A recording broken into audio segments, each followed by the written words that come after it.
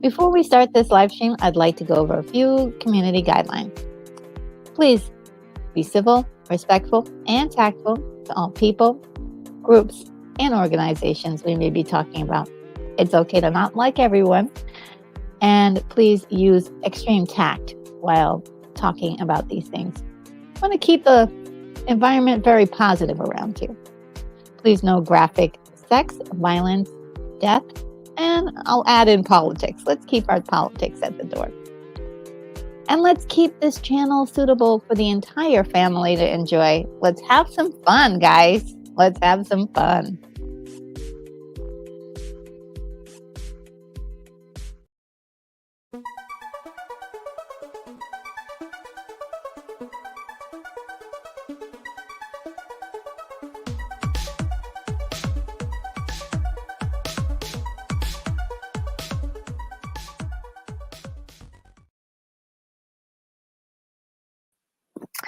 Hey guys, welcome to the show. I'm Retro Nerd Girl and I'm broadcasting live from the International Science Fiction Space Station.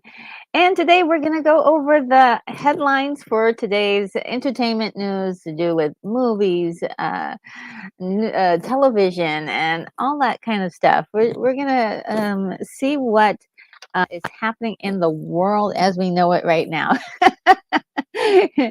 And we'll chime in our modern thoughts on these things, based on our retro flavors, I would say. I hope you guys are doing well today. It's a very, very kind of groggy morning for me, but I am in very good spirits. And I was playing a couple of fun little videos, some of the thank you videos to get me in the mood, and that did very well. So I'm very happy right now. Very happy. And I'm so happy to see you guys in the chat. Thank you so much for being here. The first comment up, let's see. Oh, and Keith E has told me that he can hear me. Excellent. Thank you so very much. That always is something that always is a worry for me. So thank you so much, Keith E, for letting me know that. And the first message we have here is from William Blake Hall. How are you, William? How's everything going? It says, hi, Retro and the gang. Expecting my home care nurse any minute, so I may be indisposed, but I should be right back. Okay. So yeah, we shall expect that. Hope everything is well and you're happy and everything's going the way that you want it. So we're here for you, William. And William also says, Retro, I appreciated and commented on your first spaceship. Oh, we're not okay. Spaceship on Venus review. Yes, and that review is for the members. So members got a nice little surprise in their inbox, or probably I think you guys got an email, but also it might have been just in the subscription feed, or in your tab for members, that I did a brand new review of a movie I had never seen before. I've never seen this movie before. So this is a part of that series, and I've been absolutely loving. I didn't realize how many movies I have not seen before. I thought I was well versed, but obviously not. So yeah, that was one. William continues to say, I have a model of that spaceship. Oh my God, it's like a tripod of tripods, and it's called the Cosmostrator, or Cosmostrator. Oh wow, that is so cool. Yeah, I was admiring that ship. It is really beautiful. And yeah, the movie is one of those movies I'm like, wow, I can't believe I'd never seen that before. And yeah, I'm just loving that. It's just really inserted a brand new energy into my life, really. And Unicorn Rampant Studio is here. How are you? Unicorn Rampant Studio says, good morning, everyone. Sorry, I'm not keeping up as much. Life is full of things, and I guess I should be grateful, but I do miss them being a more visible wrench. Oh, big hugs. I'm listening in as I heard beasts. Oh, that is so sweet. Yes, life happens, and so yeah. But I do, um, and we haven't noticed. I mean, we haven't not noticed that you have been trying your best to be a part of the conversation, and you're just a wonderful person. So we love having you whenever you can sit down for a few minutes and join us with, you're forever. You will always have the special place here, hanging out with us. So don't worry about that. And Unicorn Rampant Studio says, I wish I could say I've been working on my art, but I've mostly been just trying to clear the decks to isolate the studio soon. Isolate in the studio soon. Oh, that's great. At least, yeah, you have a plan. You have a plan. I've been looking at, my creative stuff, and I'm like, I want to play with you. I want to engage, but timing and stuff and life, as you say, and it's just like, no way, no way, no way. But continues on, says playing lots of guitar though. Wow, trying to write thank you songs for people I love. Oh wow, that is so sweet. That is so sweet. And says it's hard when you start crying and just a few words into it, so we just keep trying. Oh, that's wonderful. And even joyful tears of remembrance really mess with your sinuses. Oh yes. Yeah. Which, by the way, everybody, the allergies are in full attack today, because it just so happens to be the third day we're experiencing above temperatures for the normal for this time of year. We're at 38 degrees, almost 40, which is pretty much like summer, like springtime, for that's springtime weather for where I am at. So yeah, this is very unusual. Um, so expect a couple of breaks. And Unicorn says, I'm also ready for just the headlines. Yes, we got the spaceship, we got the news, we got a retro nerd girl, and ears. Oh, great. Yes, the headlines, just the headlines are just incredible. I think it's working. I think it because there's a brand new energy that's opening up for me with just the headlines. Like last week, and this week, I was like, okay, well, will I even have enough stories for just the headlines? And for some reason, I just kept getting story after story after stories. We even got like 30 plus stories to talk about today. Incredible. Let me so I better hurry up so we can get to it. And Keith E is here, of course. Yes, we got that. Wonderful. Thank you for letting me know that you could hear me before. And says, good morning to the guys from Pittsburgh. Good to see you. So awesome. And just for you guys, my really awesome moderators that are in tow this morning. Here's a little thank you from me to you.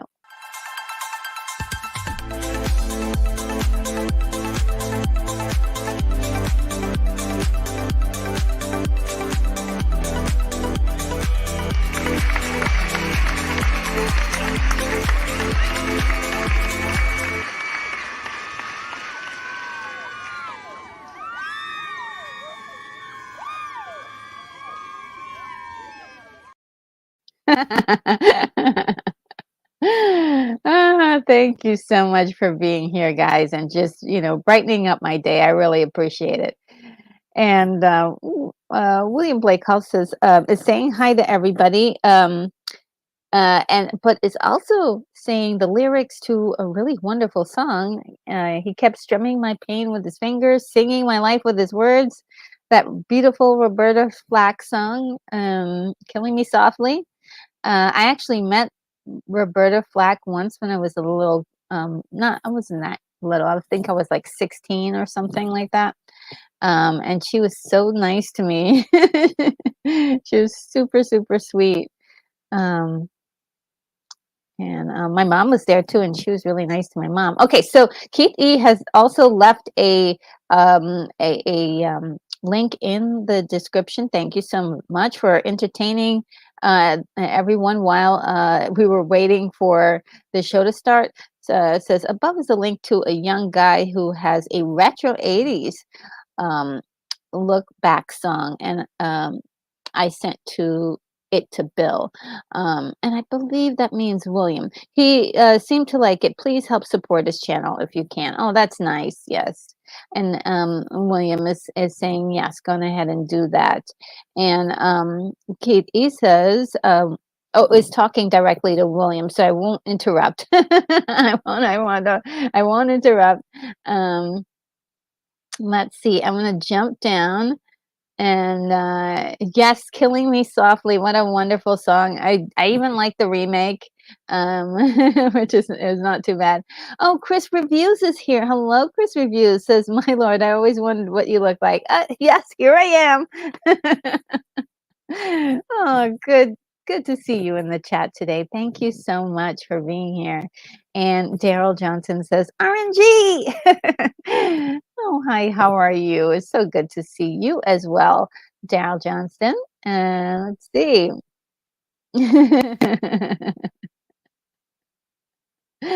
And let's see. And Unicorn says, don't make fun of her. She's a hornless unicorn, LOL. Is that what you mean? And let's see.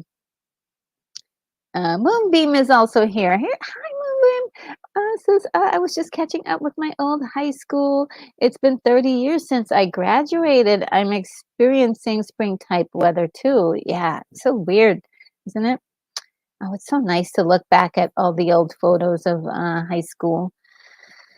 It hasn't been quite, let me see.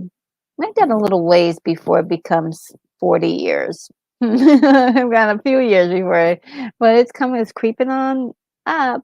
Let's see. And Daryl Jones is so sweet. Thank you so much, Daryl, for alerting to everyone that they should hit the like button. So do so if you can. And let's see if I've got the little stinger for that. Here she is.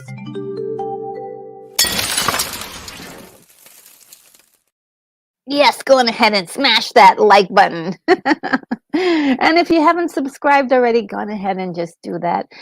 Or just take a look around my channel and see if there's anything there that that you like. And I do make videos and live streams quite often.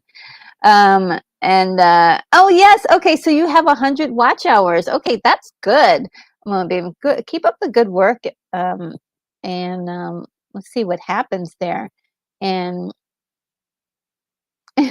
William Blake houses. Have to met Roberta Flack. Oh man, yeah. I didn't. Well, I knew of her then, but if I knew that she was a bigger deal, I probably wouldn't have been able to act normally around her. But I was kind of like, I was all smiles though. I was like, I kind of I knew who she was, but I didn't like. Yeah, I didn't. I wasn't too starstruck, which is really good. I think I was just perfect. And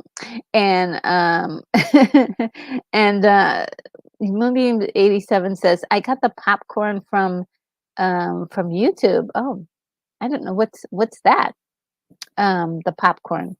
Maybe it, you got the, I'm not sure what that means. But you got the news from YouTube. Oh yeah, they love telling you little things like that. I love the fact that they like to give you reports. And Midnight Runs is here. I love Midnight Runs. That name is too funny. Have you ever considered screenwriting? If so, what genre would you do? I have, and I've dabbled, and if I did, it would be action sci-fi. Most likely action sci-fi. I'm working on a project right now, so we'll see. I'm actually learning, developing some ideas, and I already have a couple of stories already kind of done. I know what I want to do with those stories, but like, I want to do something special on the channel. No, not necessarily on the channel, but just something special. Oh, they're coming. It's all coming. Let's see. And Kitty is saying hi to Midnight Runs. And let's see. Oh boy, here it comes. Okay, it's happening, guys. The allergies are on the attack.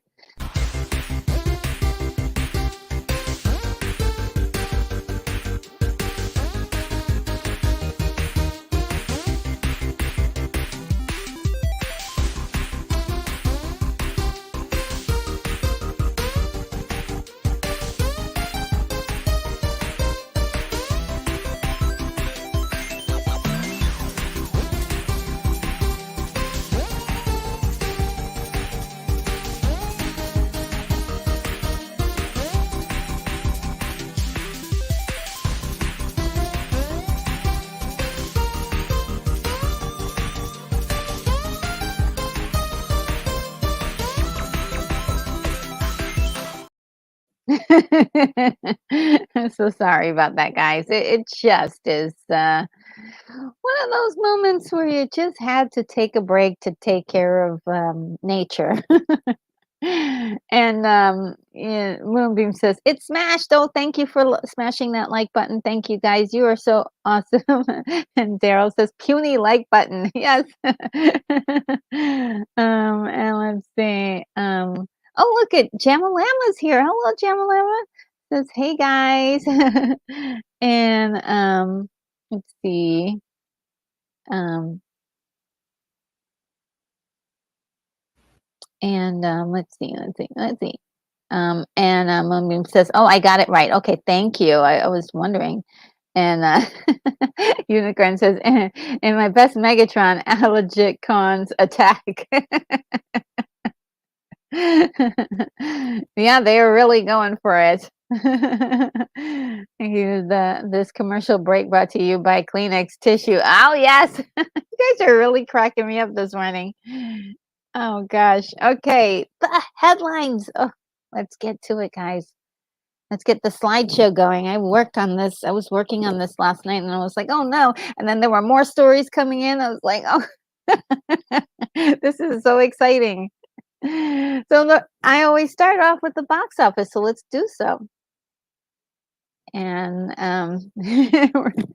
there's a lot on the list today. We got Mean Girls at number one.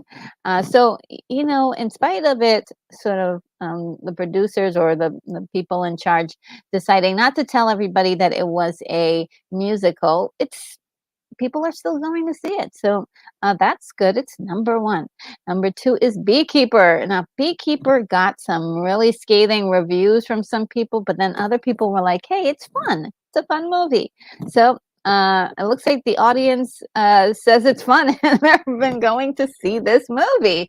And so, yeah, I love it when a movie defies the odds. There's, you know, a small percentage of people who just, you know, just didn't like it, but a lot of people said, you know, we're going to give it a shot anyway. I like that. And Wonka still holding on to the top five at number three. Wonka, that's some good street cred for Wonka. So I'm definitely, I think that's going to be on my list of ones that I want to see once it comes to streaming. And you guys all know the reason why I can't go to the movie theater. I'm in space, guys. There's no theaters in space. But as soon as it's streaming, I will definitely. I want to see that. And Megatron.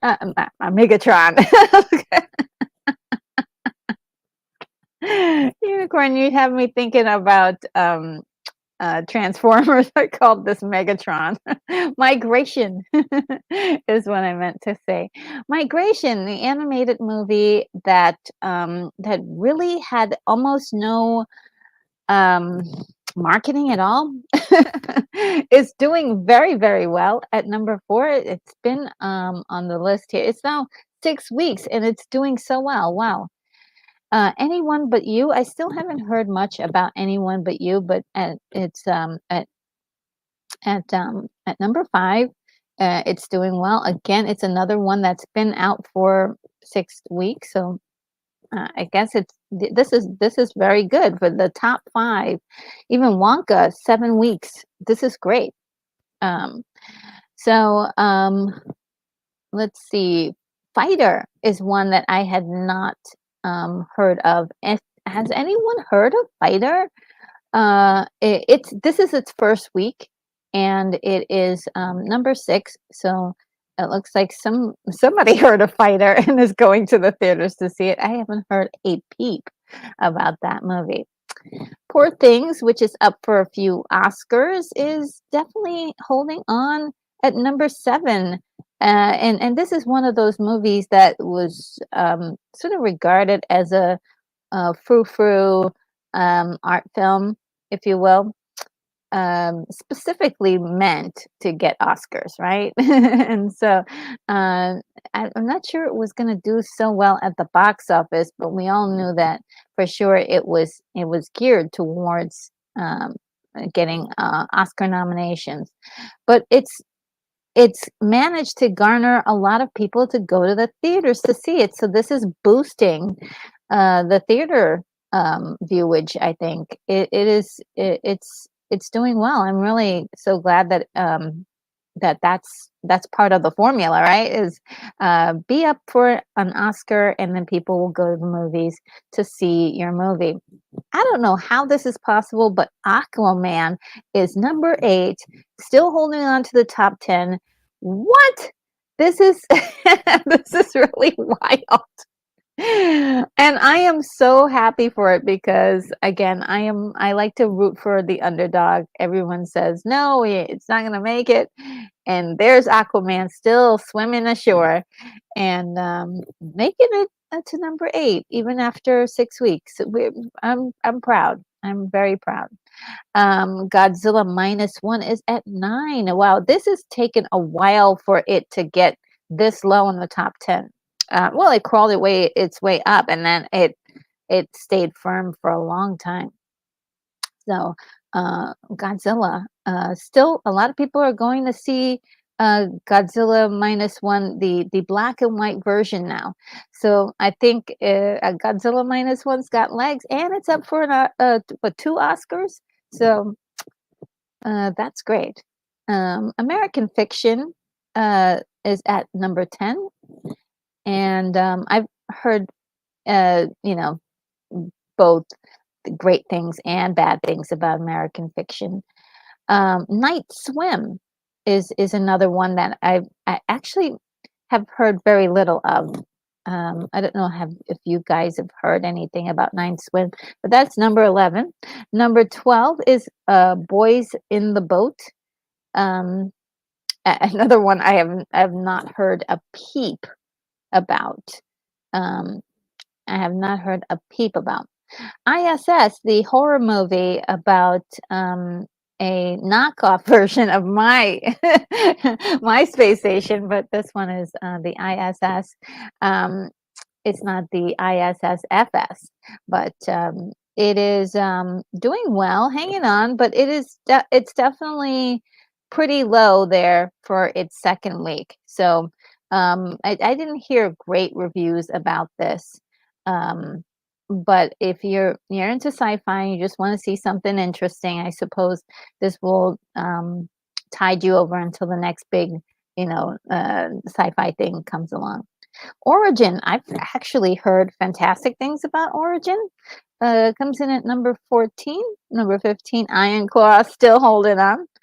And then at the bottom areas here, we've got Zone of Interest, and Oppenheimer is still in the theaters, still earning money on its box office. So wow, I'm really impressed by this. So let's see what you guys have to say about this.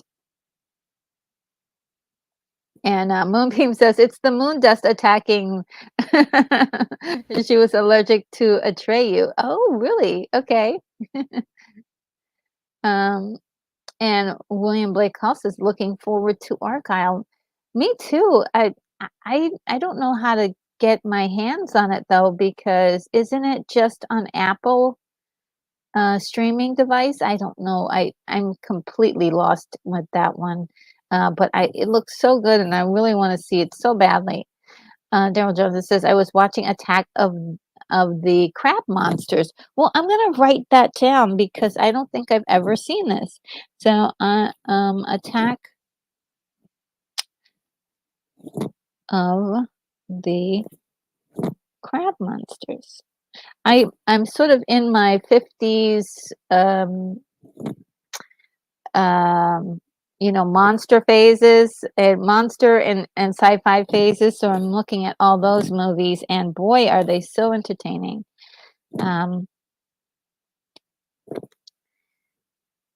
And I'm fascinated with history, so I love going back and seeing those movies and seeing how things were back then. And Midnight Run says Beekeeper with Josh Hutcherson was good, is kind of like a Terminator ripoff with John Wick action. Oh, really? Wow. Josh Hutcherson is in this? Oh, wow. I didn't know that.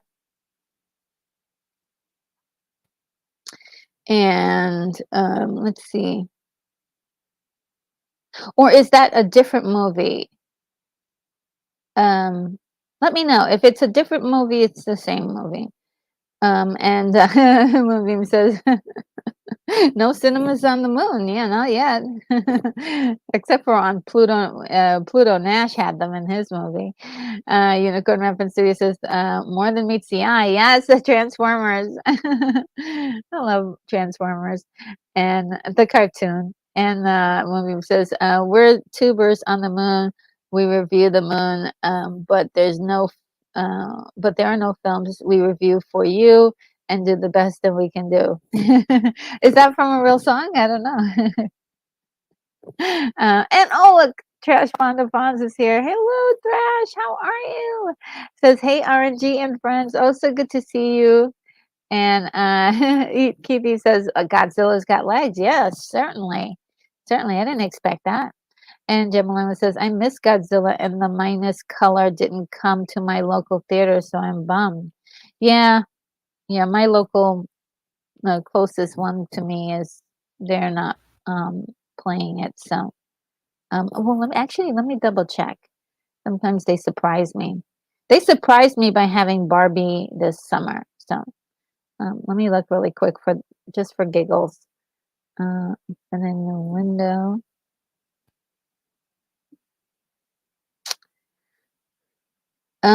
They do have Zone of Interest. Not sure I want to go see that. Oh, and they have American Fiction, but they don't have anything else. Man, they should have gotten their hands on Godzilla -1. Come on, that was the least you could do, right? You have one job. And Thrash Bond says, I believe Night Swim has a YouTube short film before was a YouTube short film before they made it a feature length. Oh, I didn't know that. Oh wow. Yeah, I don't know. Yeah, let's see. And William Blake Hall says Argyle is hitting my neighborhood theater. Oh, cool. Cool. Oh man, I wanted to hit my theater. Yeah, Argyle, it sounds like really like it's gonna be a lot of fun. Kinda reminds me, the story plot kinda reminds me a little like Romancing the Stone, but it looks like they're gonna be going in and out of the fantasy world a little bit more. So I wanna see that so bad. And Henry Cavill looks fantastic in it. Dua Lipa's in it. I love the style of it. The style of it looks like it's really gonna be really cool. So, and let's see. I'm gonna go down. Oh, Moonbeam, you got a date for me, 1957. Thank you. Got that. Yeah. Thank you so much for looking that up. And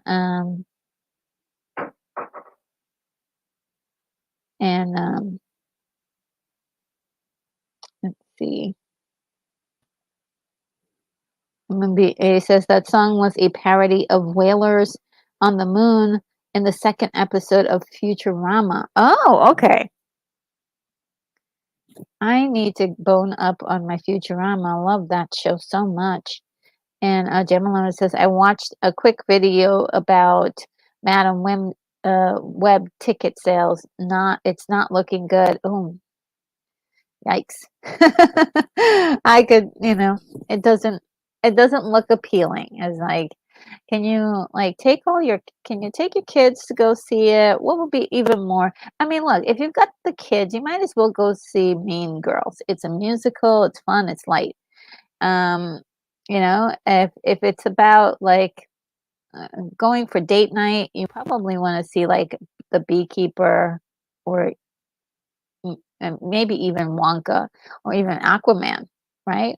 So there are other choices, and I'm not sure that would be the first thing that you would gravitate towards. Nobody asked for Madam Web, did they? I'm sure there are some people who really wanted Madam Web, but I think based on the visuals that we've been getting, I haven't been really excited. Madam Web would have been great animated. animated would have been something else.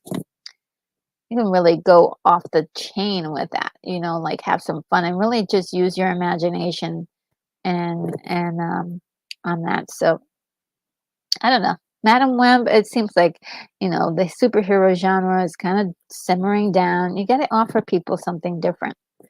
Um, at this point, I think it can't keep giving people the same thing and expecting them to just turn around suddenly.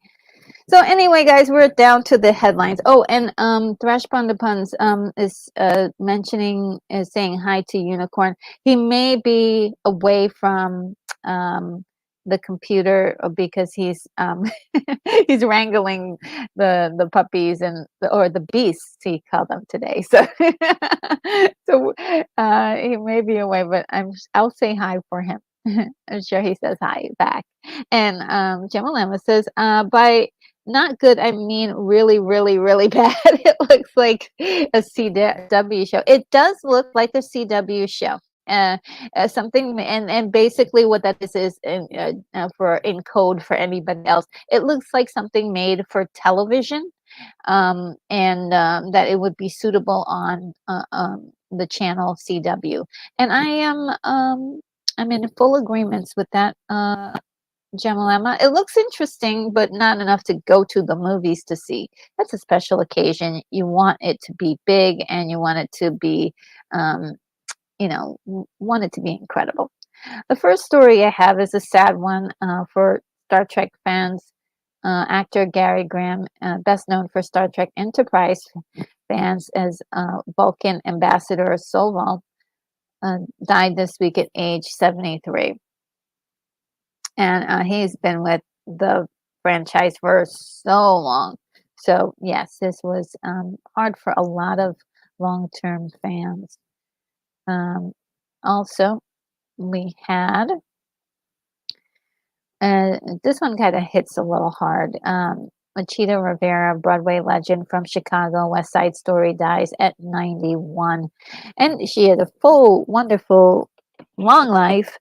But it's always hard to say goodbye to some of the people that we grew up watching. And she was definitely, these are, I mean, classic stories that she was in. And she was such an incredible dancer and actor, and just really inspired so many people to get into the field of dancing, acting, performing on stage. And so it's really sad to see that she's gone, but in her lifetime, she was very, very inspiration to a lot of people. And let's see. All right. Oh, hold on, guys. They're back. They're back with a vengeance. The allergies. Give me one moment. I don't think I need a video for this. Let's see if I can do this.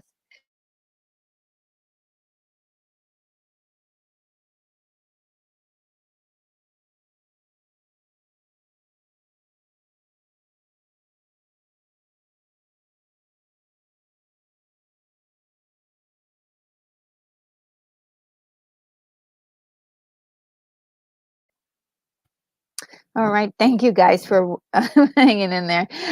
William Blake Hall says, "I think Graham started in the Alien Nation TV show." Yes, absolutely.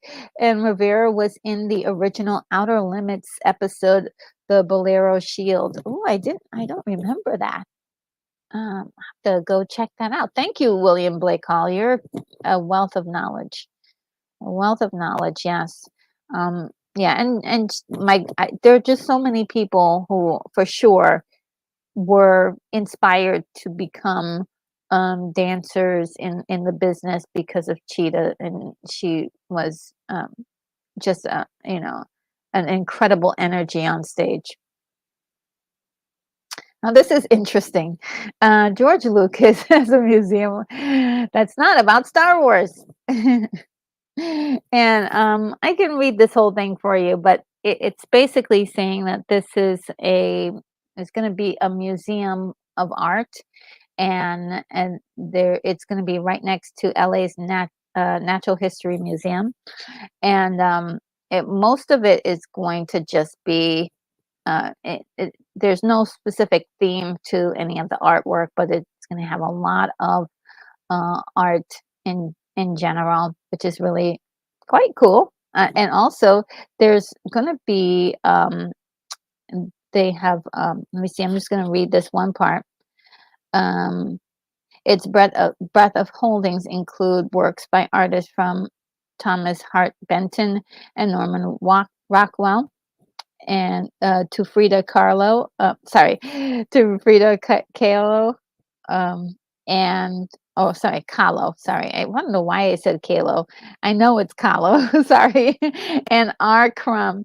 It's committed to preserving collections like artist Judy Baca's The History of California, 1976 to 1984. This is very, an unusual grouping of things to archive. And it also says it's the archive is related to her monumental mural, The Great Wall of Los Angeles, and a separate cinema archive, which encompasses more than 37,000 items documenting African American cinema history from 1904 to 2019. That is really awesome. Wow. Big up and awesome on George Lucas for doing something like this. I really, really would love to see more cinematic history museums. I feel like it belongs in a museum, just like this is where we can preserve the art of filmmaking.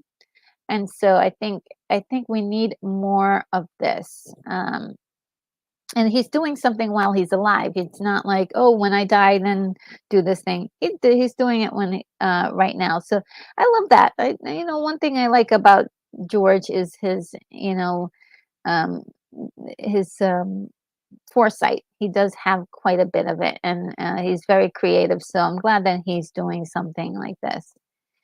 Now, I found this on my friend Sil Abdul's Twitter line. It is about the new Supergirl, and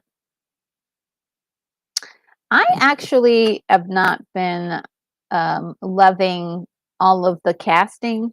I mean, not that I don't like the casting, but I haven't been like, oh, stop everything. This person's going to be in it. Please, close the front door. Except for the guy who they have cast for um, Lex Luthor. I think he should be in more. I just think he's underexposed. One of those actors is up and coming, and he should not be up and coming. He should be like getting a lot more work, and hopefully he will get more work. But this young lady, Millie Alcock, we saw her on House of the Dragons, and she was really good. And they had a couple of pictures of different girls that were up for the job, and of all of them, I was like, yeah, she's. I would have her be Supergirl. So that's very interesting that he picked her. But it turns out he pretty much had her in mind the whole time, and this has caused a bit of controversy. It was not a whole lot, but a little bit. But congratulations to her. I'm not sure if I'll be seeing the movie Superman Legacy, but I might take a look at this Supergirl movie. If they can get it made, and that's going to be one other issue: is will they be able to make more movies? Because Warner Brothers may be up for sale, which is another rumor that's going around, but it doesn't look like it's so much rumor because they haven't been able to get their debt down.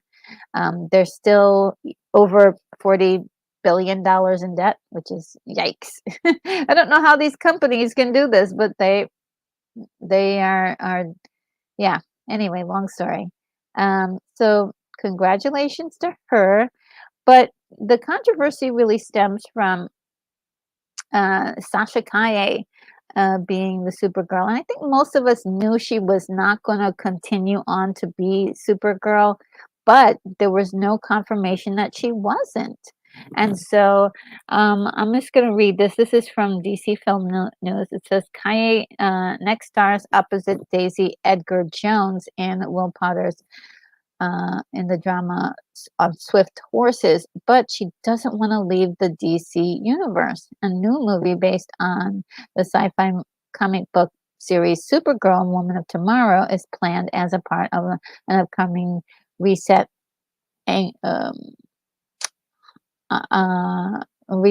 honchoed by new DC Studios CEOs James Gunn and Peter Safran, and she has met with Safran about her future. So that's right. She has met with Safran about her future. And so that should tell you what they're going to do, right? I hope I continue at playing Supergirl. So she went to them to ask about her future, and they didn't tell her anything except for like, okay, maybe.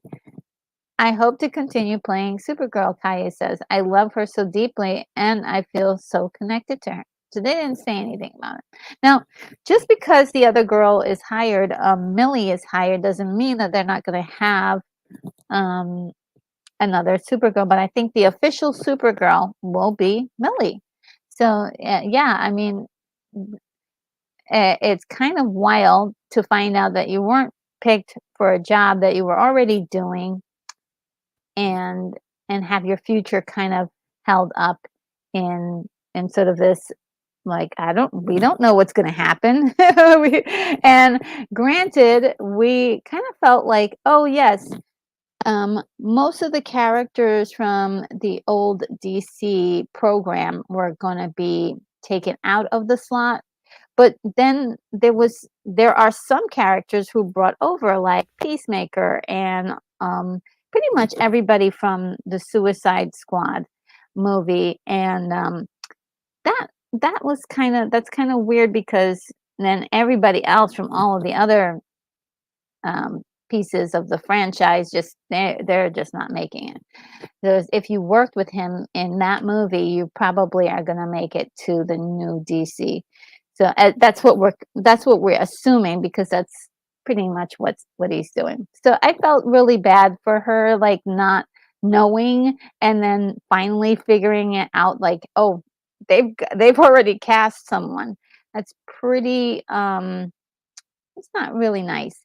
So one superhero pro tip she learned making The Flash is the importance of patience, and just allowing to let go a little bit, and really trusting that everyone is coming at it with so much love. Just have fun. And that's a great attitude to have. It's just really kind of disappointing, again, to not know where your future is with a big franchise and not really getting answers. So that's a little story that's caused a little bit of controversy, but interesting. Jim Limmer says, wow, the first Outer Limits show, that's cool. I didn't know that. And yes, yes, so Unicorn is saying hi to everybody.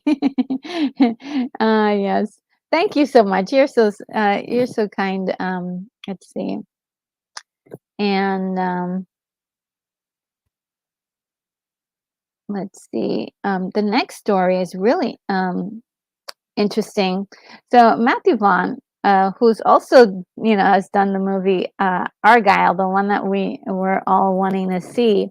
He's got his hands in a lot of different pies. He's also working on X-Men First Class, which is definitely one of those movies where, like, can't wait to see, so I'm sorry, not X-Men First Class, that was already done, but Deadpool 3 is the one that we're waiting for, and we've heard that they're filming and all sorts of things. So he says that Deadpool 3 is going to save the MCU, and so this is big news. We're like, please, somebody do this.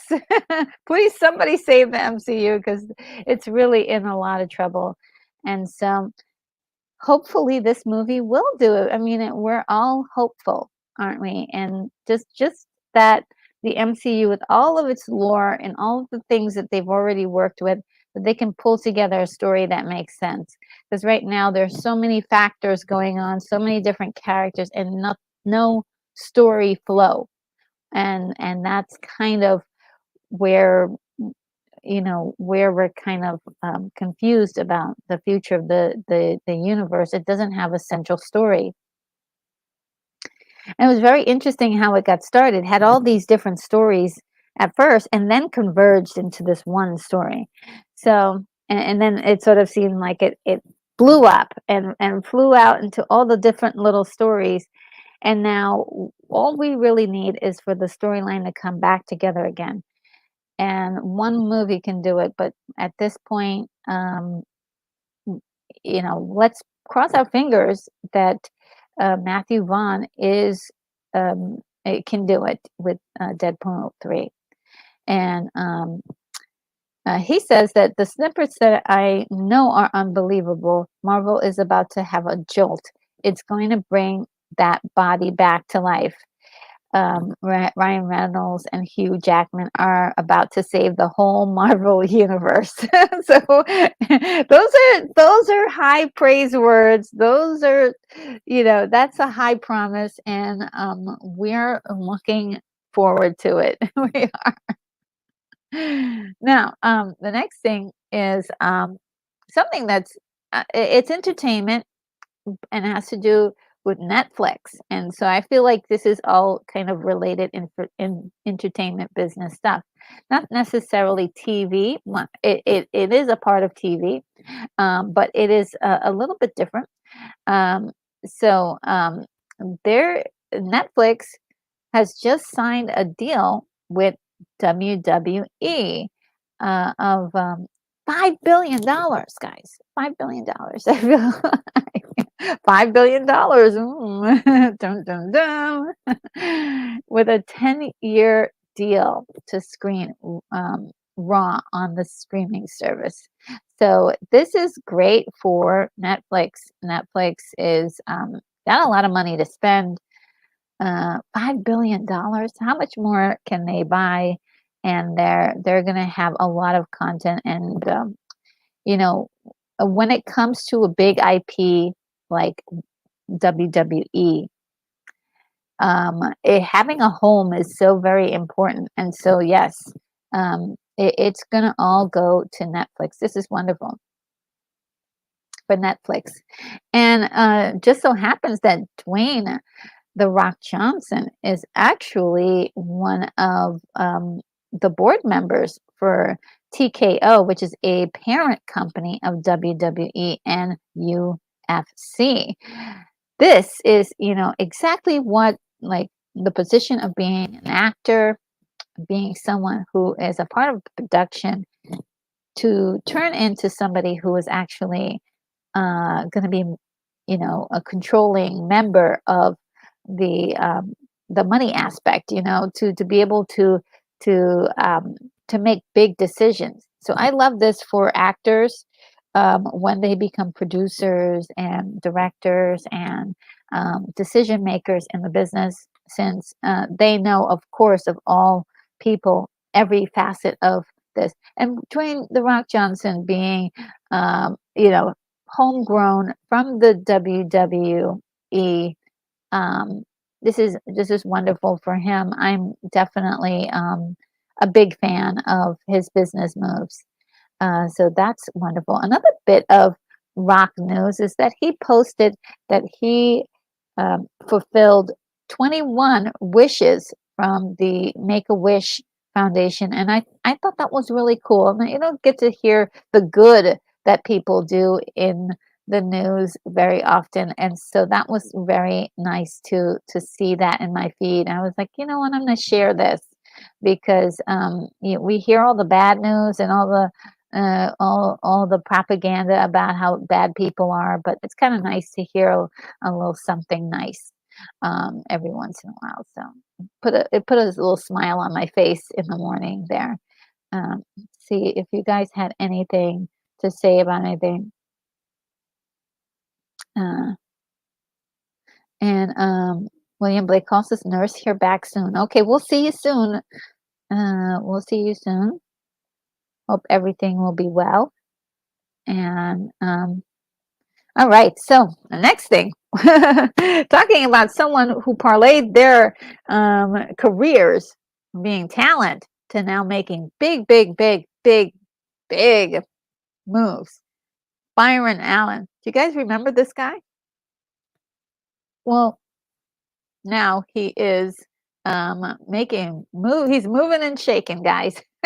He makes a $14 billion offer to buy Paramount Global. What? This is incredible. And so this may actually go down. This may actually go down.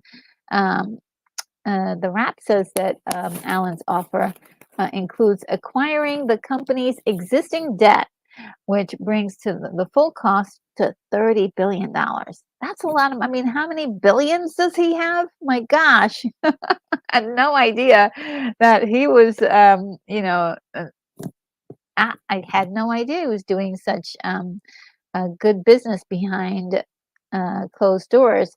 You know, you see a lot of these celebrities, and they're really popular, and then you know you don't hear anything from them.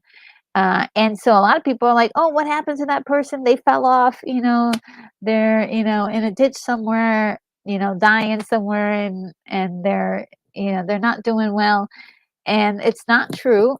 Some people parlay their careers into something big, and this is huge. I'm so, you know, proud of him, even though I have nothing to do with it. But I'm like, wow, good for you, Byron Allen. Good for you. And also, like, wow, I did not know that Paramount Global was in debt, number one. And I did not know that they were up for a sale. So we're going to keep a close eye on what's going on with Paramount Global. We did those two awesome highlights of Paramount Pictures and films, and so we were, you know, I'm definitely fascinated and interested in their future, what will happen to their IPs and all of their their movies. And the next thing too, guys, so this one is one I think we talked about a little bit last week. Somebody mentioned it. But this is starting Monday, and I think it was the 29th. Starting Monday, many Prime users will see commercials in TV shows and movies. And this is something I've been looking for. I haven't been able to find just yet and figure out on my Prime. If anyone has experienced that, where, you know, the commercials have come on, I notice more and more things are under the freebie area, and that freebie area is definitely a commercial base. So maybe that's what they did. It was just transfer everything to freebie. But the movies that I previously bought, I think I'm able to watch them just fine. We'll see. We'll have to see, because I do have a movie that we're watching this Saturday, and I do not want commercials in it. I will be really upset, but we'll see what happens when I'll try to do a test beforehand and see if if I'm okay. And Morgan Stanley forecasts Prime Video ads will generate $3.3 billion in revenue in 2024 worldwide, growing to $5.2 billion in 2025 and $7.1 billion in 2026. So this is a huge marketing way for them to make a lot of money, and all they have to do is set up the you know, the technical aspects of this whole thing to make it all go through. Also, I also heard that if you wanted to not have the commercials show up, you could pay an extra like $2 a month or something to that effect. So yeah, that's pretty crazy. they have to do it because it's going to give them a couple of billion, and they'll take it. Yes, Thrash Bonapons. Who else remembers Byron Allen on from Ordinary People? Yeah, and he did some other like shows. He was announcing for a while. And I mean, and this is way, way, way, way, way back, and like maybe the late '80s or something like that. And didn't see him for a long while, but he was always in the industry, behind the scenes. So he parlayed his career very nicely, very nicely. I'm like crying and the coughing. The allergy monsters are really after me today. All right, let's see what else is happening here. So, for those of you who I have not seen The Accountant yet, I know, I have not seen it yet. I've heard it's a really good film. Actually, I'm going to write it down. Yeah. And so I've heard that it's really, really good. And so there's going to be an Accountant too, which is like we're talking about over 10 years. It's been a long, long time since the first Accountant. And so The Accountant 2 will begin production this year. The action sequel will see the return of Ben Affleck and John Bernthal. And so that's exciting. Ben Affleck is doing a lot of stuff now. Ben Affleck and Matt Damon are teaming up once again for Animals, a new crime thriller that Netflix has just acquired. Netflix is showing up everywhere. Affleck will direct with Damon, starring from a script by Connor McIntyre and Billy Ray. And this is really great. And these guys are, the top of their game as far as acting is concerned, writing is concerned. This is great. As you know, these two are lifelong friends. They've done a lot of things together, a lot of movies together. But one of the things that we all remember is that they won an Oscar together for writing the screenplay for, was it Good Will Hunting? I hope I'm right about that particular one, but they did win an Oscar each for that endeavor. Now, I just wanted to lay on a little story, like directly after. Let's see check out what you guys are saying before I get into this. You're coughing, coughing. And Midnight Runs is supporting me. Good Will Hunting, yes. Good Will Hunting. Yeah, oh my goodness. And so, I wanted to say this about last week. This came out, and Daisy Ridley was on NBC and was posed a few questions about the fandom and how their reaction to her, and also the new female director. And I believe that Daisy handled this interview so well. She was poised. She did not let emotions take over her. She was also taking up for the fans, just a little. I mean, she didn't go overboard with that, but she was like, very calmly saying, I think that some of the stories are a little out of proportion to reality because I've been receiving nothing but love from people. And I think that as much as a lot of people had issues with the sequel movies for Star Wars, Daisy herself wasn't the problem, just the writing or issues with not actually structuring those three movies as a solid story. And as she was fine. And I think all of the actors were quite fine. Everybody did their job. And like I said,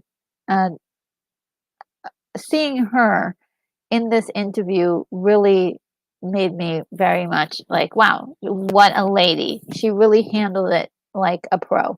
And she could have easily gone down the road of like a lot of people have where they just haven't used the tact that it is to know that their audience is watching and that they should be more supportive of their fans. And she did. She was wonderful. I a standing ovation for that, and she deserves her flowers for that. Which is not easy to do. It's not easy to do. And the rap mentions this. I thought this was a cool story. It's nothing like super, mind blowing. But Zoe Kravitz is going to be a director, which is again, I love this. She's going to make her debut starring Shannon Tatum in the movie Blink Twice, which has an August release, which this is really great. I hope it's a good movie, but at least if it's okay, we'd see a little bit of her style of directing. And also if she's good, I do like the idea of actors turning into directors. They have the sense of the production. They have a sense of how to get interesting performances out of other actors. So I'm really looking forward to that. And her mom was supposed to be doing some directing too, but I haven't seen much from that. So let's see. This is also another interesting story about actors turned directors.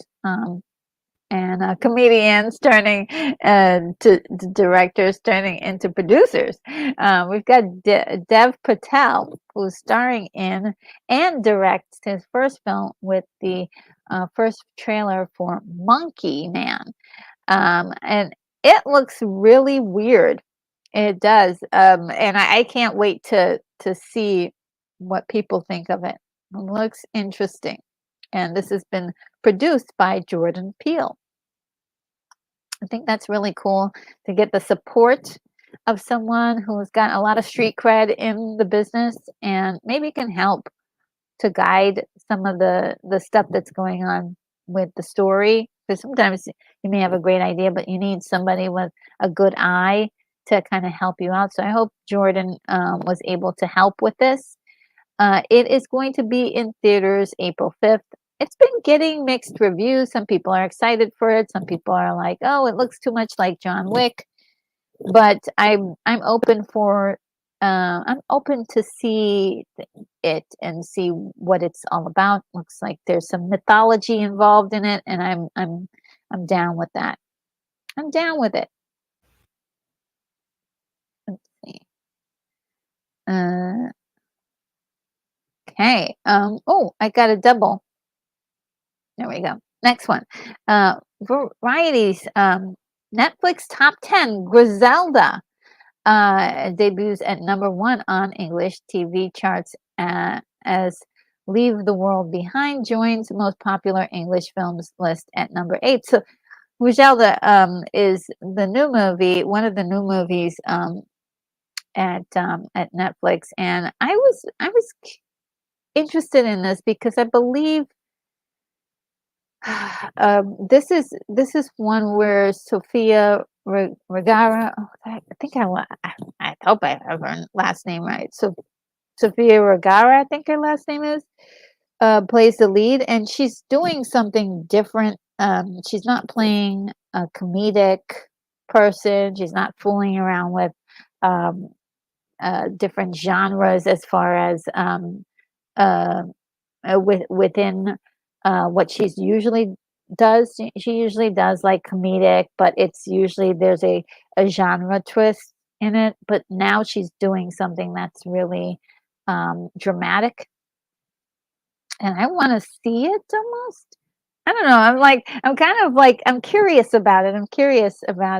But I haven't heard any actual comments about this movie just yet. So I'm looking to see if there's any comments about the movie just yet. I have not heard any responses.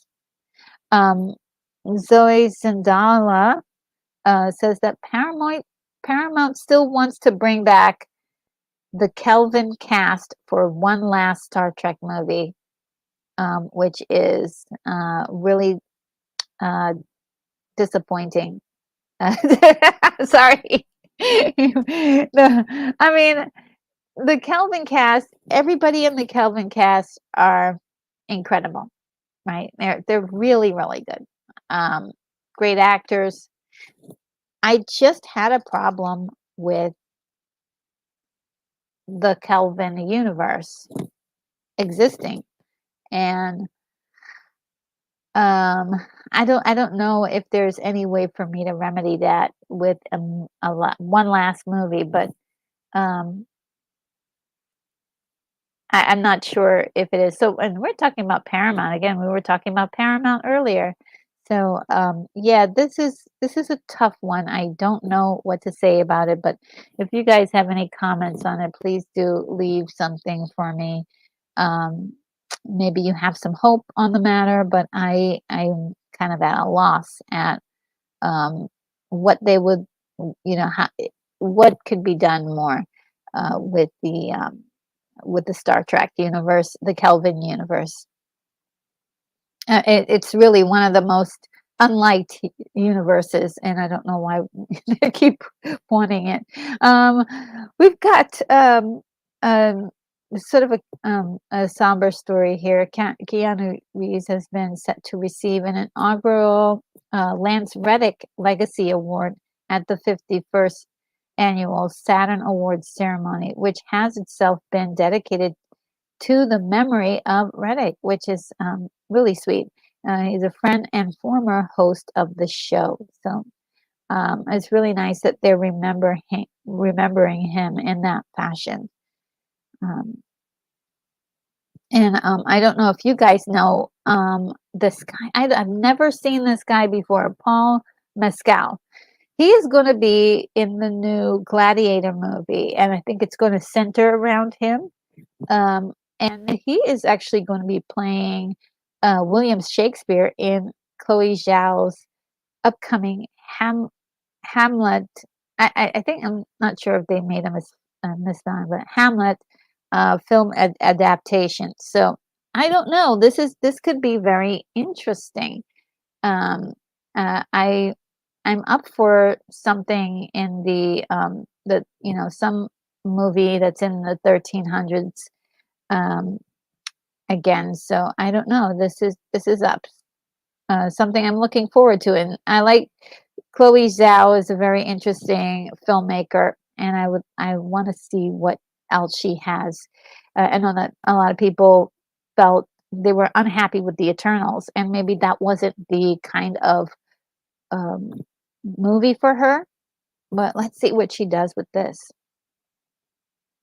And Percy Jackson was one of those things that I don't think Disney was prepared for at all. This was one of those, like, all of a sudden every, like, young person wanted to see Percy Jackson, and the show just blew up. And so they haven't really greenlit a season 2 yet, but the writers' room is making progress regardless.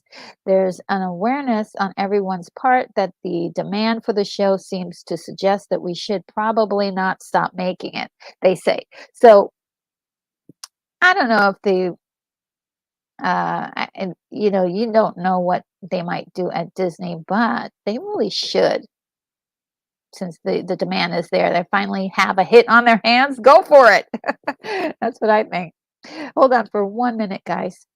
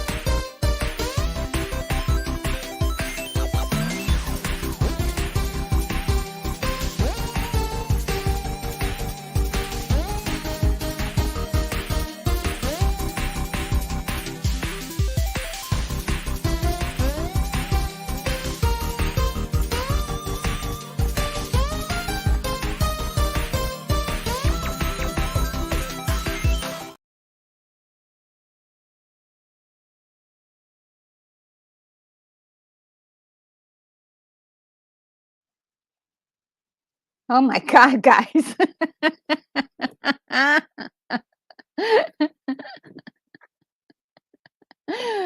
Oh my goodness, it might happen again, but it was crazy. That's all I have to say. It was like sneezing, sneezing, sneezing.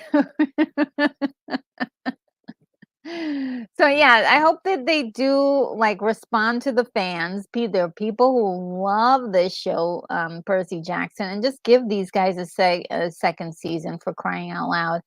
But the writers are already started, which is great. If they come up with you gotta still have those ideas like already percolated and ready to go, so that way they can greenlight a new idea. So it's good. Um, and whatever they're doing there, um, for Percy Jackson, they need to start asking themselves, what are they doing with this show that they're not doing with other shows? 'Cause, yeah.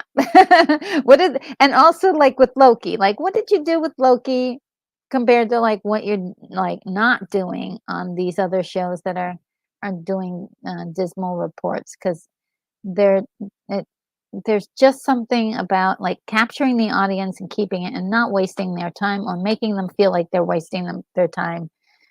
Even when you rewatch a full series, right? You should be able to pinpoint areas where you're like, yeah, we did find the answers to that. This piece right here did matter. And I'm finding with a lot of the movie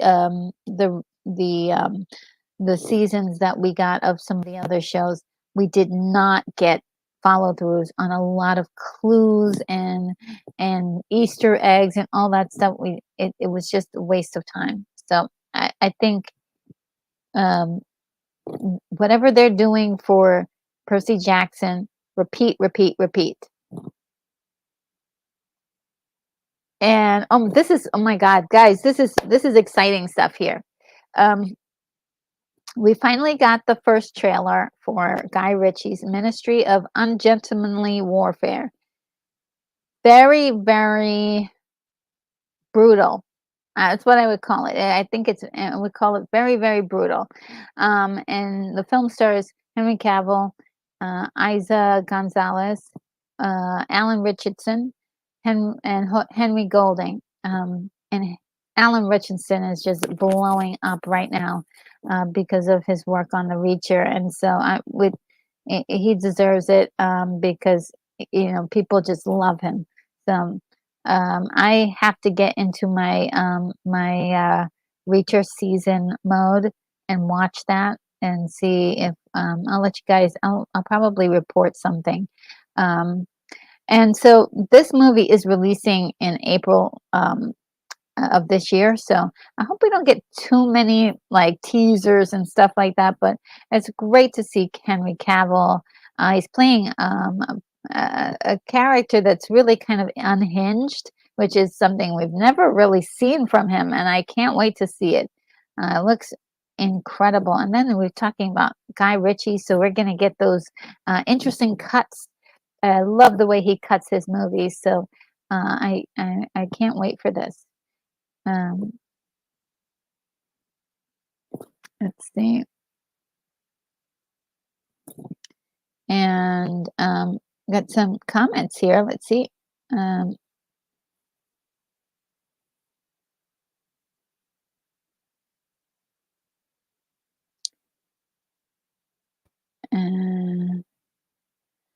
okay, Threshbound Upon says Griselda is an adaptation of the story of Griselda Blanco, a drug kingpin from years ago. Okay, yes. And I believe somebody else tried to do that story, but they got some pushback because they weren't the right ethnicity. Anybody remember who it was? Somebody else did it, and she got some pushback from it. Midnight Run says Big Hollywood now is formulas mid product. Yeah. I'm not understanding what is going on there. A lot of it just feels like it's being written by ChatGPT. which is horrible.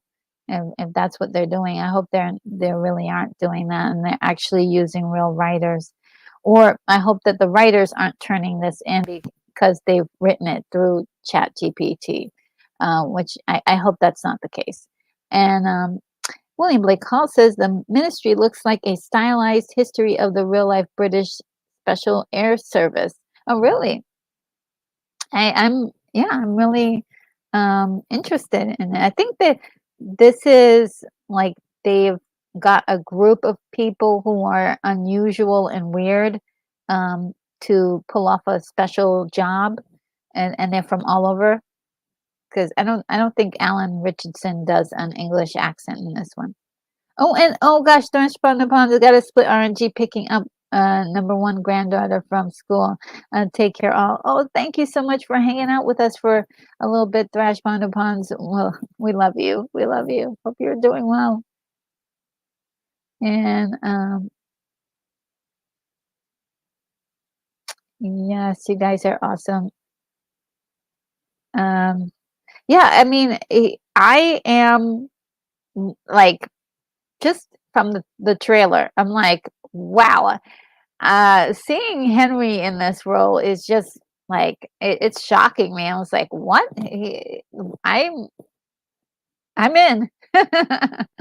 But it looks like it's going to be one of those movies that might be a little bit violent heavy. So, um, and just as a warning, I think that's something you may have to watch with all grown ups for this one. Let's see. What else we got? Oh, okay, next one. Jeremy Renner, oh, poor thing. He had that horrible snow plowing accident, and he's back in business again. Is filming Mayor of Kingstown, and for the first time since his accident, and we'll see what happens because yeah, we're it's one thing to it was just awful. He seemed to be in doing so well, and then all of a sudden this accident happened, and it really like was horrible. And so he's finally a little bit better enough to do a movie. And this is our first look at Captain America's new look, Sam Wilson's new suit, which it looks really good. I like it. I like it a lot. It's Captain America: Brave New World, and this will be great for the kids. You know, the toys. You can see all of the the 1/6 scale figures. That'll be all fun and everything. I just hope that they have a good story. I hope they have a good story for this. Um, this character deserves better than what they gave it for the series that they had. It deserves better. And so I hope that they do. I was always hoping that they would do something with the Winter Soldier, because what a cool character he was. And his whole interaction with um, the Black Panther ladies, like I thought that was really fascinating. Um, and they never did give you. They never completed the story. So that hopefully they'll think of something. But at that time, I think the actors will be too old for them to do something like that.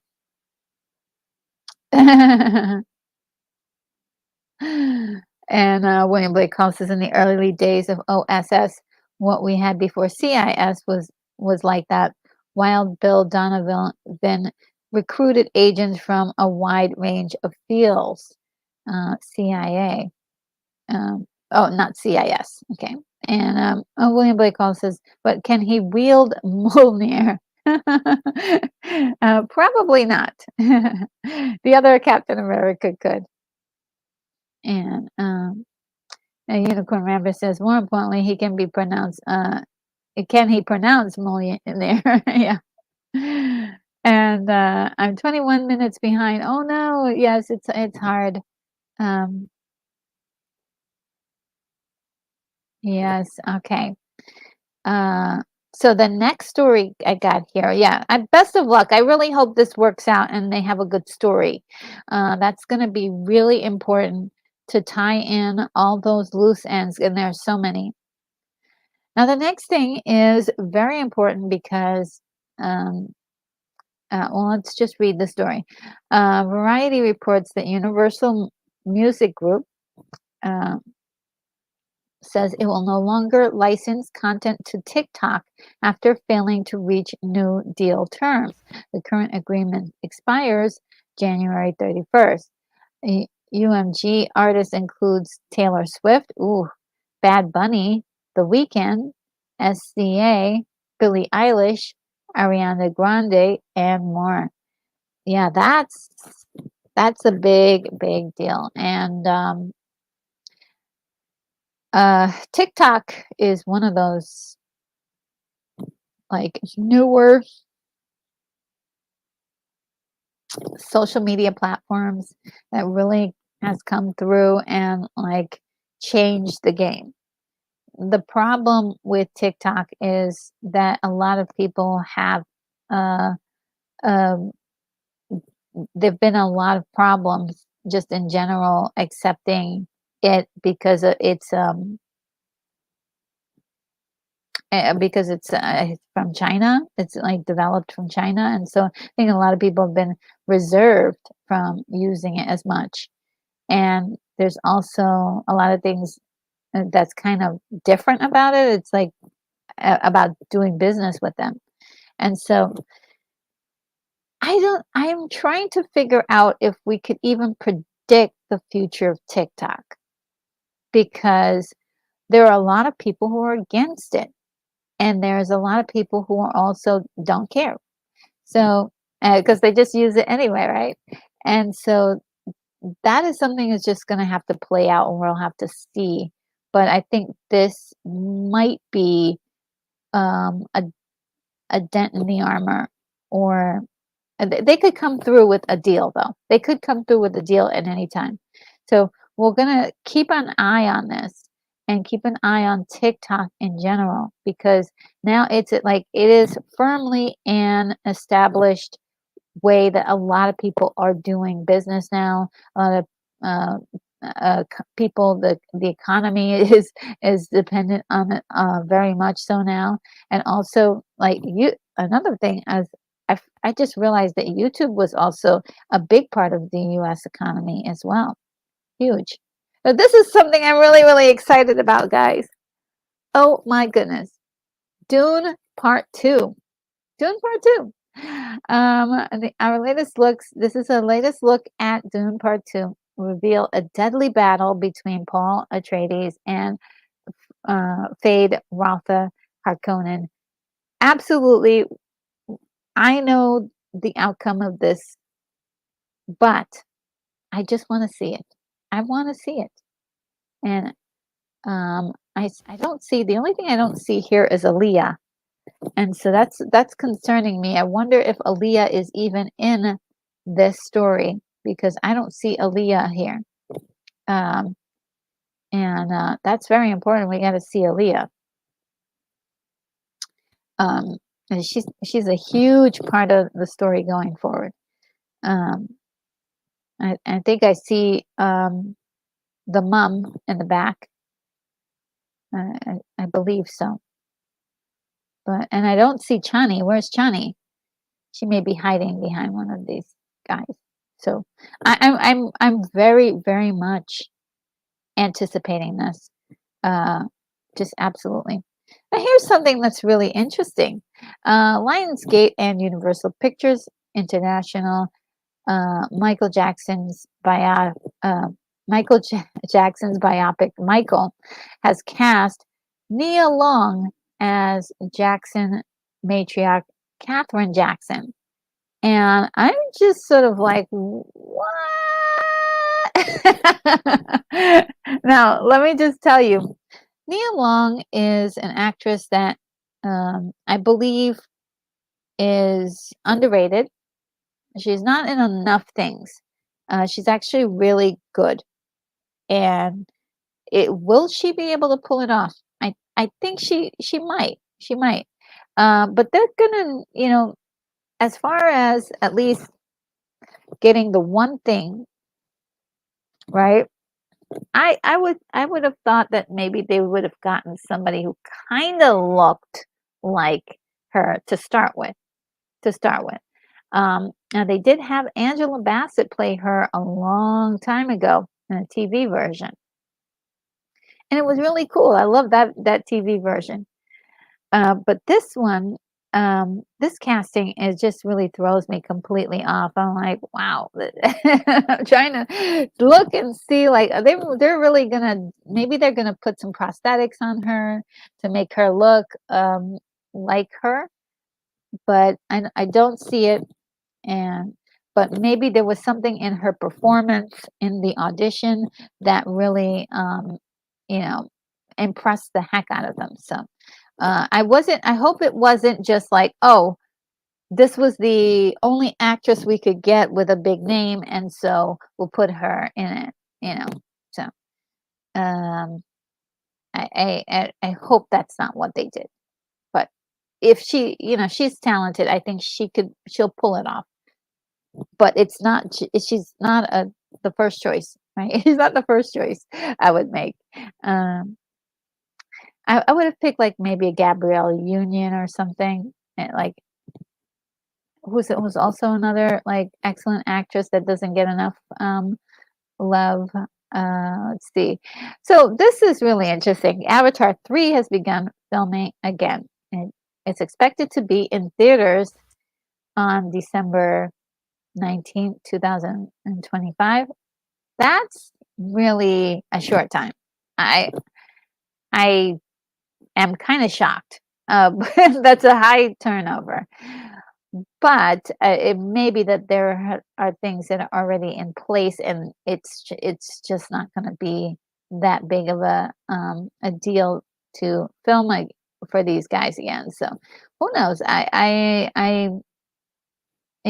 still haven't seen part two. If you guys have seen part two, please let me know what you thought of it.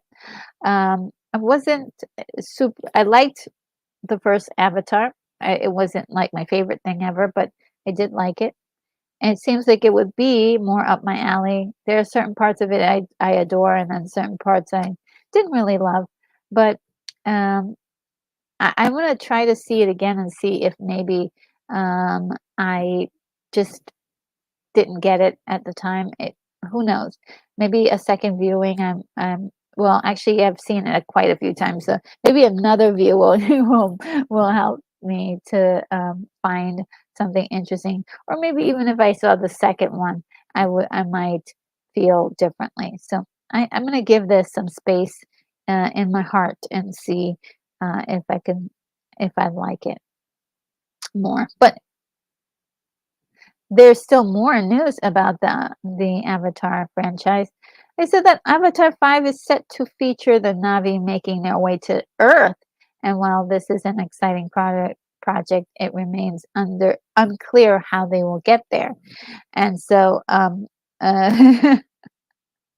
and Avatar 5 is supposed to be the final movie, and that's hopefully Cameron will get to make all 5 of these movies.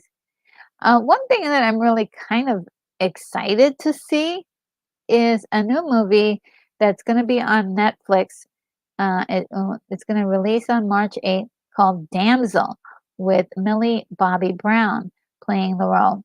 I actually now, if I was making a Supergirl, she's the one I would also like first get, because she's like, first of all, the hottest young actress right now, one of the hottest young actress. And when I say hottest, I mean like people want to go see her in the theater. And she would have been the one. She would have been the one. But I'm wondering if the casting of the super people for DC is like who they could afford. So yeah, it might be that. But yeah, she's like, you know, she's she's on fire right now, and she's been doing a lot of movies with Netflix. Remember the franchise that she has with Nola Holmes, and that's doing well. I really want to see another one of those movies. Actually, I want to I want to see uh, those movies in general. So yeah, that's pretty cool. Now, I think we're really close to the end, guys. Variety tells us about this story. Now, I followed these guys on YouTube. It's called Smartless Media, and it's got Will Arnett, Jason Bateman, Sean Hayes, doing interview style. Usually they have a celebrity that they're talking to, and it's fun, it's interesting. And they just signed a deal with Sirius XM, and they're going to be doing all of the content now on Sirius XM. So I guess I'm not sure if they're going to take the stuff that's on YouTube off of YouTube, but it's all going to be on this Sirius XM. And so I think we're going to lose these guys on YouTube. We're not going to get them on YouTube like Joe Rogan, started on YouTube, and we get now clips of his shows. We don't actually get the whole shows anymore. So yeah, that's sad. But they were as somebody who watched their shows, they were always usually funny and really good. And this one is, I think Unicorn will like this one. This is about Tron. The filming of Tron Ares is officially underway, yet it's still a mystery who will compose the film score since Daft Punk has split. And so, yeah, maybe one of them might decide to do the composing, or maybe they'll come together for this this movie. But yes,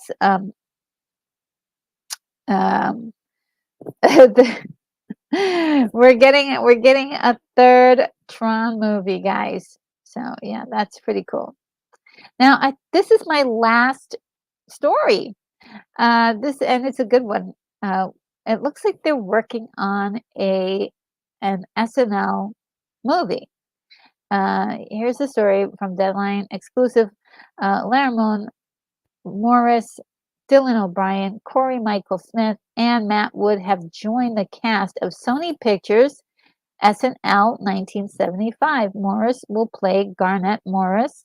O'Brien will play Dan Aykroyd. Smith will play Chevy Chase, and Wood will play Belushi.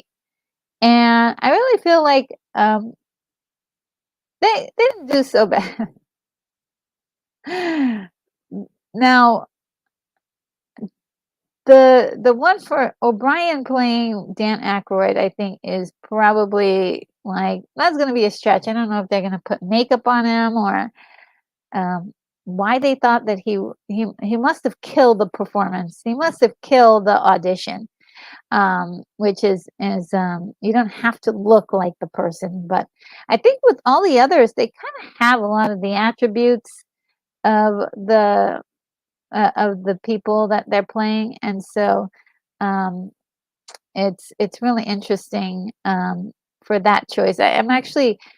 I can't wait to see his performance as Dan Aykroyd, since it's so unusually, physically not even congruent. So he must, like I said, he must have, totally wrecked that audition. And yes, that, guys, we did it. This is it for the. Let me just make sure. Oh, before we go, just wanted to let you guys know about the upcoming awards happening. So we still have the Grammys, the Directors Guild of America Awards, the BAFTA, People's Choice Screen Actors Guild Awards, Film Independent Spirit Awards, Producers Guild Awards, and of course the Academy Awards. So this Sunday we'll be getting the Grammy Awards. That will be next, and maybe there might be some stories about what happens at the Grammys. That's always exciting. Let's see. Wow, wow, wow. You guys really left me some messages. Um, and see, I am going to move this. And Midnight Ride says the original is better, but the new one is very fun. Trying to remember which one that was. Let me see if I can go back and the original. Oh, are you talking about the Avatar? Avatar. I think it's Avatar that you were talking about. I think it was Avatar. And Koji says, Dune Part 2 looks cool. Doesn't it look good? I loved the first Dune. I loved the one in 1984 as well. I loved almost all of the books, not quite all of the books. But yeah, I really would like them to advance in the story and not still be like stuck on the first book. It seems like we've gotten already 3 different versions of the first book, and the TV series that they had out in the 2000s. We got a little bit of Children of Dune, and that was really cool. I want to see Emperor God of Dune. My goodness, that would be such a cool, like, trippy movie. And William Blake Hall says, with Dune wrapping up, I hope Villeneuve takes on C. Arthur Clarke's rendezvous with Rama. Ooh. Ooh. And Unicorn says, Rendezvous with Rama is probably my most beloved sci-fi novel ever. It's really just the best beginning to end. Really? Wow. I have never heard of this. I'll write it down.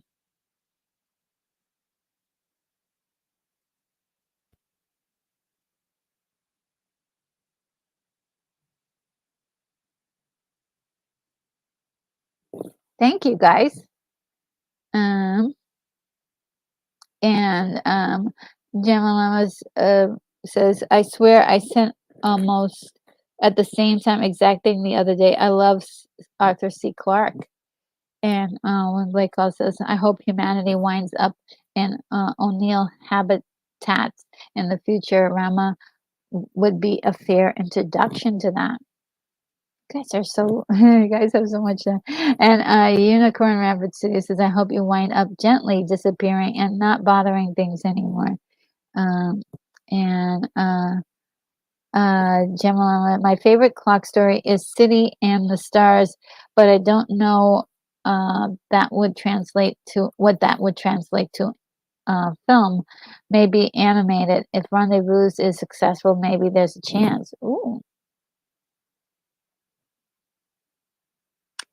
And yeah, Gordon says eating pretzels while voice text while while voice to text while catching up. And William Blake Hall says, yeah, Mother Earth can use a break from us. If most of our population is in space, she can breathe a bit easier. And so will the animals too. And Unicorn Rapids Sirius City and the Stars, I believe, is an extended portion of the Songs of Distant Earth. You guys know so much. And similar to the Sentinel being part of 2001. And Tomby is here. Hi, Tomby. Says, hail, Retro Nerd Girl, chat and mods. Oh, so good to see you. And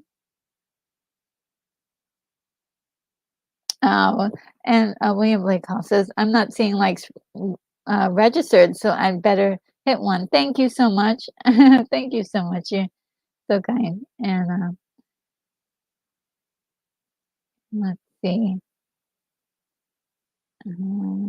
All right. Yeah. You hear my voice? These allergies are just going nuts on me today.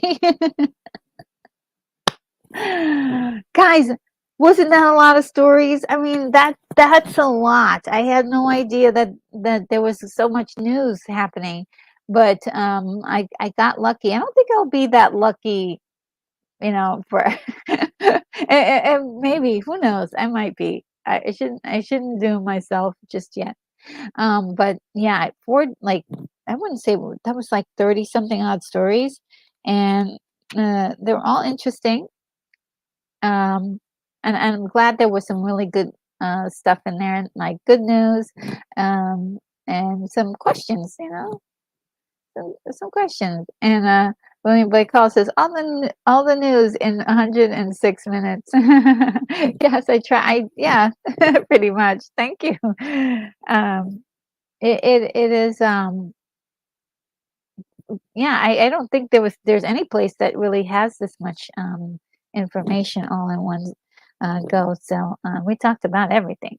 Let's see if there's anything else that I'm gonna try to like.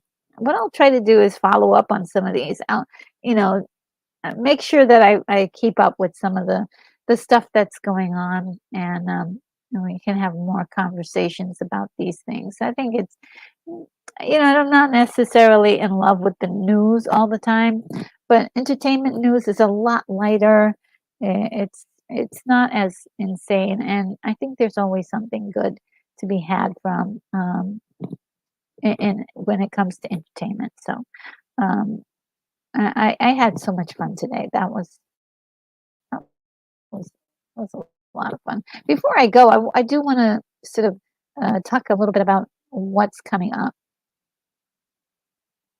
and I can pull out my little cheat sheet of information. All right. All right. So, I'm going to try to see if I can do this. Hopefully, my allergies will calm itself down. If it gets to be too much, I might not be able to go. But I'm going to try to make it over to Lorena Creole's channel today. She's doing a Spice Lounge talk where she's going to go over the news, and it's usually something that's like Disney related, and she has pretty great conversations. I had so much fun last week talking on her channel. So that might happen later on. Like I said, I have to see how I feel. My throat's really scratchy, and I'm like, I'm on the struggle bus right now when it comes to the allergies. But it's like 46 degrees outside, which is unheard of in these parts. So I don't know. I don't know if I can trust anything right now. 46 degrees. That's like for like definitely springtime weather for this part of the country. Um, and yeah, it's too warm, and so my body is like, "What's happening?" And when things start to thaw, I think there's different things in the air and such. Anyway, enough enough of my problems, but. Sorry, I just went off there. And so Thursday, I may be dropping in a special little something for the public that was one of the members' um, treats. So one of the treats from the members, I'm going to pull out and offer it to one of the Thursday people for on Thursday. I'm going to offer it to the public because sometimes some of the ones that I think should be seen by others, I will put in the public. So that's one thing I'm going to do this Thursday. So look out for something from me on Thursday. And on Friday, we have the 1984 celebration of 40 years movies, part 2. I don't know if there'll be a part 3 because there's a lot of movies, but maybe I could figure out a way to go through it really quickly. I'm not sure that Lance from the Outcast Creative will be joining us, but I thought we might have a chance to record something. I don't know. I've not talked about it yet with him, but we're gonna you know, I have everything in my spreadsheet, and don't worry, guys, I'm going to add Splash on there, like I promised. And yeah, that's definitely happening on Friday.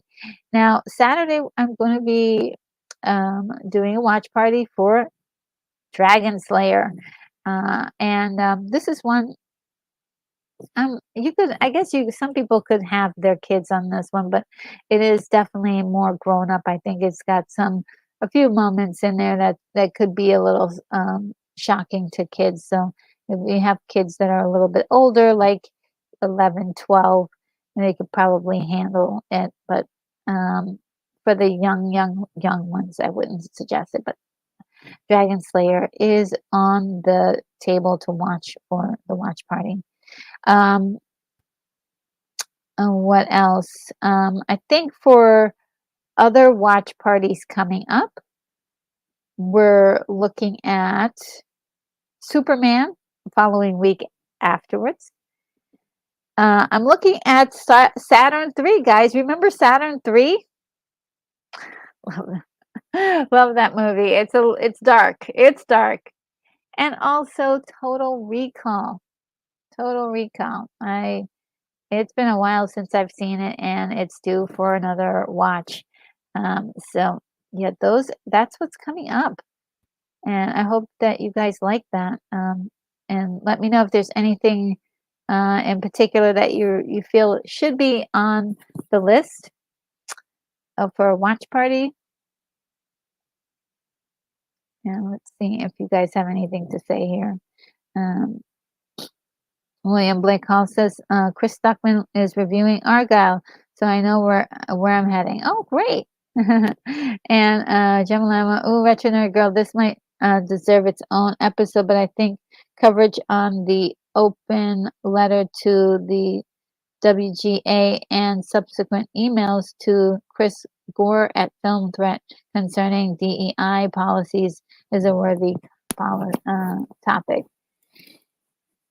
Ooh, it's like stepping in dinosaur dung. a little bit, yeah. I heard some things about DEI, which is really disturbing, and just it's a long story, but yeah, I could devote something to it. I just don't know if I want to do that, because then it's going to get political, and I don't want to get political on the channel. So it's a tough one. Maybe I don't know if Lorena is going to cover that, but if she does, I will definitely chime in my opinion on that, which I've been kind of toggling back and forth with. And Keith E says, I predict the groundhog sees a shadow, since he does about 95% of the time. Yes, he will see a shadow. But I'm not so sure, because with 46 degrees, I don't know. But it's Puxatawny Phil, so maybe the sunshine is shining differently over there. And William Blake Hall mentions Vermithrax pejorative, the name of the dragon in Dragon Slayer. Ah, I didn't know that. I didn't know that. And Keith E says, is Dragon Slayer a cartoon? No. There may be a cartoon out there, but this one is a live action one, 1981. And William Blake Hall says, I saw Total Recall a dozen times and have Total Recall of Total Recall, so I may not even need a copy to watch. Yes, it's one of those movies you know every moment of, because it's so iconic.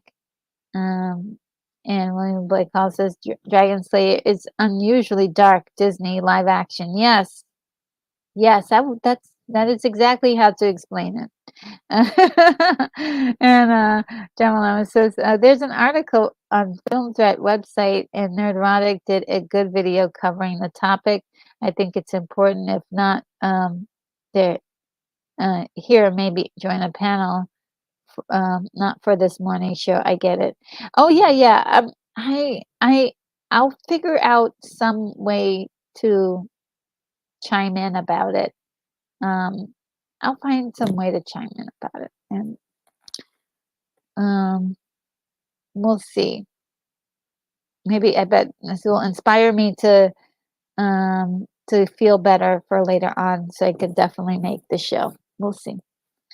Thank you, Jamalama, for reminding me about that topic, because it's been giving me nightmares. Midnight Runs says it's hard when the role models aren't there in the past to inspire new filmmakers. Yeah, yeah, yeah. But I think we're getting some. I think we're getting some. There are some really good ones out there, and I think a lot of the filmmakers who are getting a lot of crap right now, later on they will probably be respected. That's how it is. It's always been that way. You get a lot of people, when they get older, or when they die, then all of a sudden people are like, oh yeah, we love this guy, or they finally get their flowers later on. But usually at the current time that they make their stuff, people usually hate it, usually poo-poo on it, and it's really not like desired. And they spend a lot of their career fighting naysayers, but usually when they die is when it's like, oh wow, how wonderful, which sucks. You have to die in order to, or get really, really old in order for people to finally respect you. I mean, you got people like I wrote a list of all the people who never even got nominated um, for Oscars, and it was a long list. Oh, yeah, it was a long list. Let me see if I still have it, because I was like, what? This person never got like Wes Craven. Wes Craven never got nominated for an Oscar, and his movies were different and broke a lot of new ground, but was never going to get the respect of the Academy. You know, um, yeah, it's just really one of those things.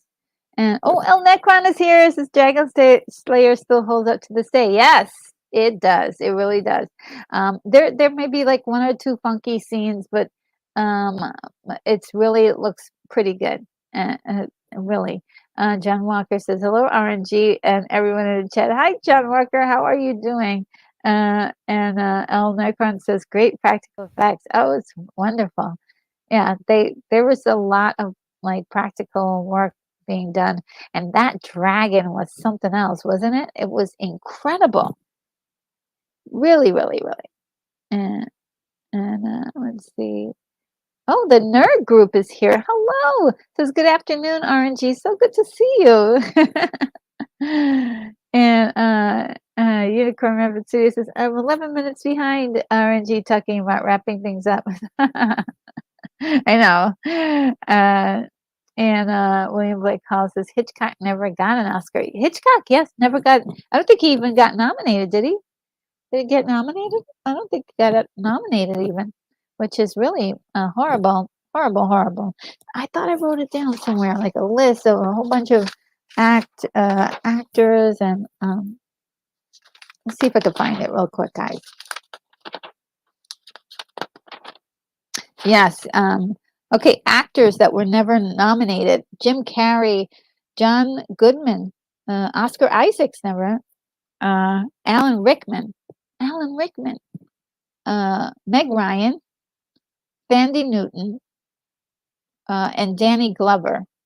That's my list so far. And directors that were never nominated: David Cronenberg, Brian De Palma. John Carpenter. I mentioned Wes Craven, Alfred Hitchcock we mentioned, the Wachowskis, Sam Raimi, and Paul Verhoeven. Of course, he's been treated like a leper in this in the business, even though he's made some iconic movies, you know.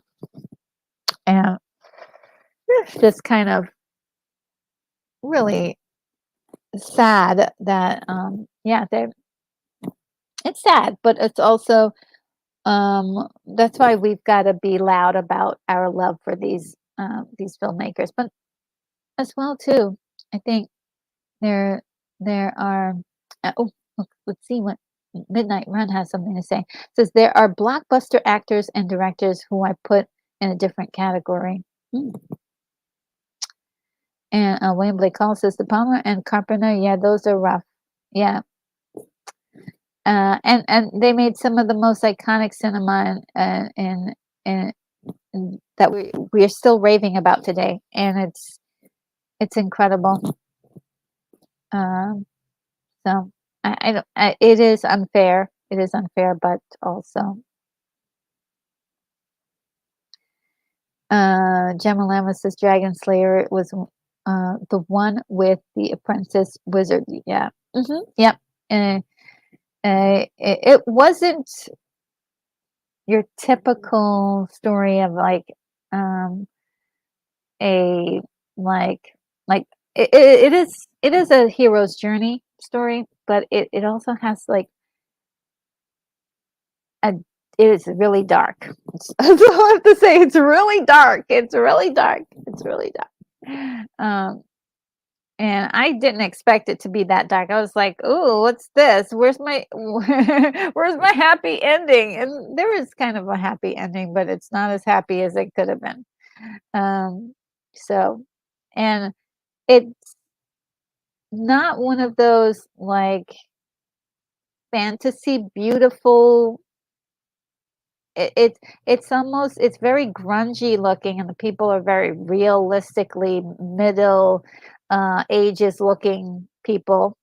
There was really less about beauty and more about and I would say maybe more about the story in a wild way, because you know, if you uh, they weren't trying to make like a handsome you know, guy to go be the dragon slayer, and you know, you know, beautiful I think the princess was beautiful, but I think there was a female companion that was, she looked kind of like a boy, and they weren't like paying attention to like, oh, beautiful dresses and outlandish garbs and making this world look super extravagant. Everybody was like in dirt, and it was dirty. It was very realistic. They have a lit candle lit everywhere, torches. It was very, very rudimentary and and um, and that's kind of the charm of the movie. That's kind of the charm of the movie. But we're gonna get into all of that on Saturday. We're already jumping ahead, but it's good. It's good. Jim Lama says, I remember liking Dragon Slayer, but as a kid, it's been a long time. Yes, it's been a long time for me as well. And Moonbeam says, well, that's not quite true. Hitchcock received honorary Oscar, and his speech was 2 words, thank you. Yeah, but no, the question was who was nominated. Nominated. He wasn't nominated for an Oscar. And sometimes they'll do that. Yeah. I mean, and maybe the reason why it was only 2 words is because you know, they finally did give it to him because he lived long enough for them to do that. It's I know that a lot of them are really happy they receive those honorary Oscars, but it's nice to get the Oscar for the performance that really was the best performance that you did give. And so that's the sad part about the Oscar ceremony is they've got to give it to one person. They can't give it to you for the best work you've ever done. And William Baker, we need an Edge Award, an Oscar for directors who are out there like Carpenter and Verhoeven. Yeah, but and it really stems from the genre being excluded from actually being a part of the Oscars, you know, except for like special effects and sound or maybe music. They don't really get recognized, and so that's where the problem really lies. But I'm sure they'll get honorary if maybe maybe. And William, yeah, I also recall is getting an award shaped like a cube, and he called it proof of what a square he is. Hitchcock was hilarious. Had a great sense of humor, and an odd sense of humor too. And William says, Dragon Slayer was dark. The girl was pretending to be a boy because she was a virgin. The boy found out, and then he tried to swim with her.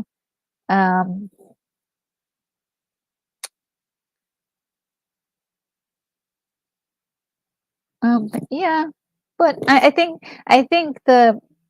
we're gonna see it again on Saturday. We're gonna dig deeper into the story on Saturday. I don't think that was the only reason, but yeah, we're gonna dig deeper into that on Saturday. And we'll share theories about what we think. I don't want to get ahead of the movie before we see it, but yeah, guys, I think this is it. It was really nice chatting with you guys for a few minutes, just shooting the breeze. And thank you, Gemalama, for reminding me about that story. I am going to write that down and see if who else wants to talk about it. Maybe talk about it on a different channel, or I could set aside something. Because it's an important topic, and I think everybody.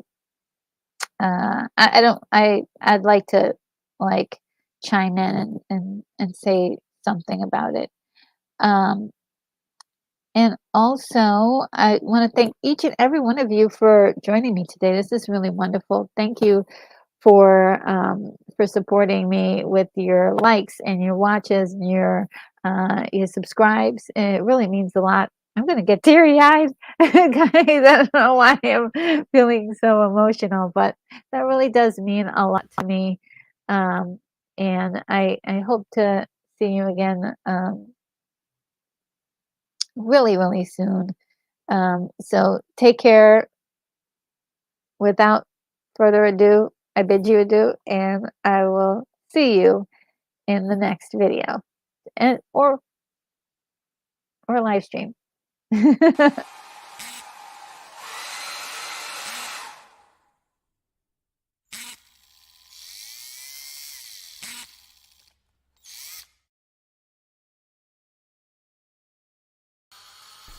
Retro Nerd Girl, you are clear for takeoff.